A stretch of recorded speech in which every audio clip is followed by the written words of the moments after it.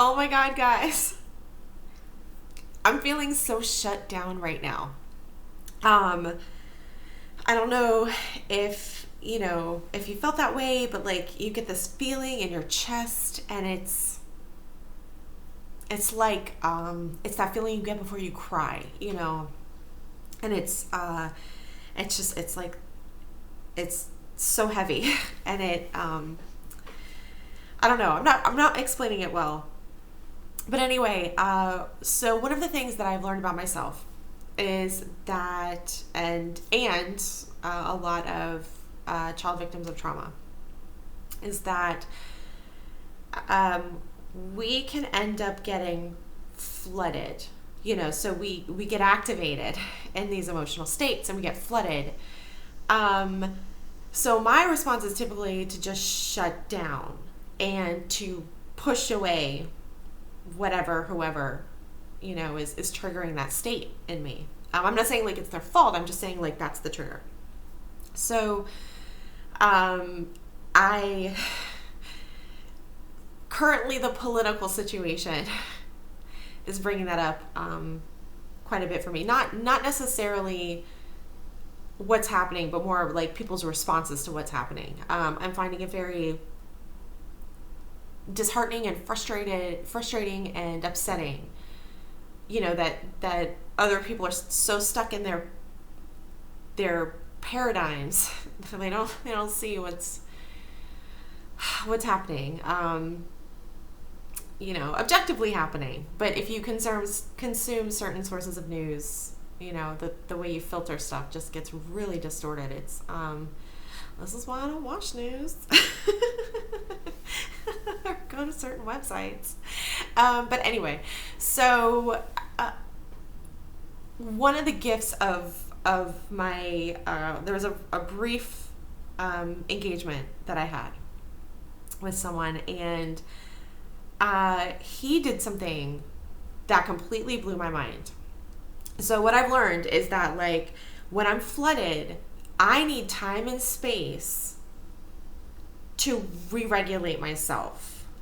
So sometimes I've done that in like a non-optimal way, and I'm just like, get rid of whatever it is. And sometimes it's more like I just need some time. I just need some space. I just need some, and then I can kind of re-regulate and get back to an emotional equilibrium.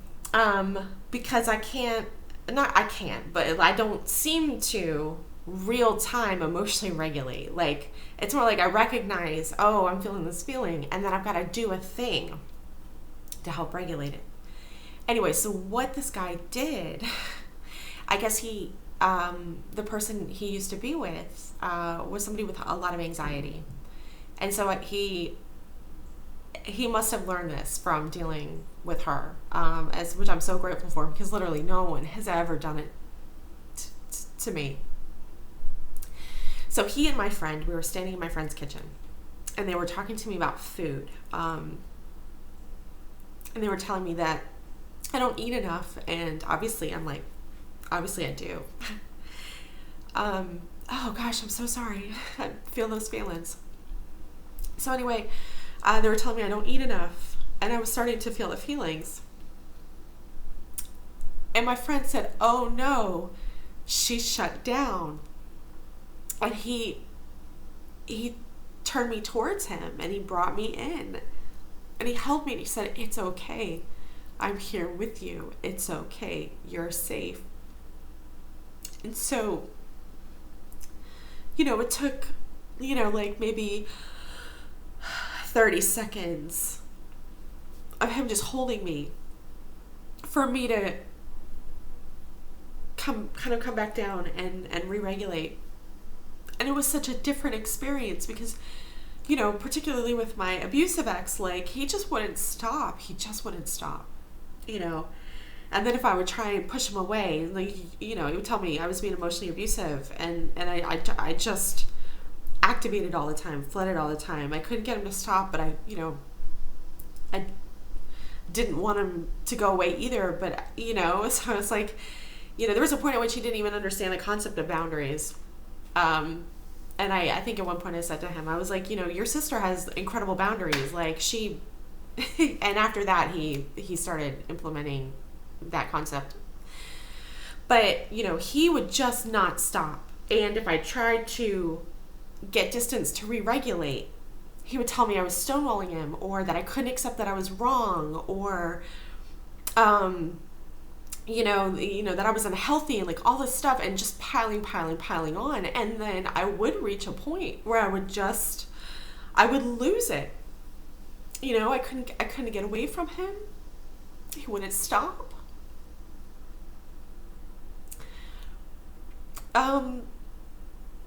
Nothing I did would make him stop. And he wouldn't have compassion for me either. There was one time he walked out the door, and I was on the kitchen on the floor, and I was just sobbing, like curled up in the fetal position. And he walked back in, and just like in the coldest voice was like, "Get up, get off the floor," So contrast this with this new person who sees that I'm shut down and isn't concentrated on, am I admitting I'm wrong? Am I recognizing I don't eat enough food? He's going, oh, she's shut down. And he helped me co-regulate myself. So it wasn't just me on my own trying to regulate my emotional state. He was there with me, holding me, present, letting me know it was okay. And it was just honestly the most transformative experience. And I recognized that I wasn't doing that for my son. So, I would, something happens and you have like a conversation. And it was like this missing piece, and I started to be able to recognize oh, my son is feeling shut down, and so we started being able to name that feeling.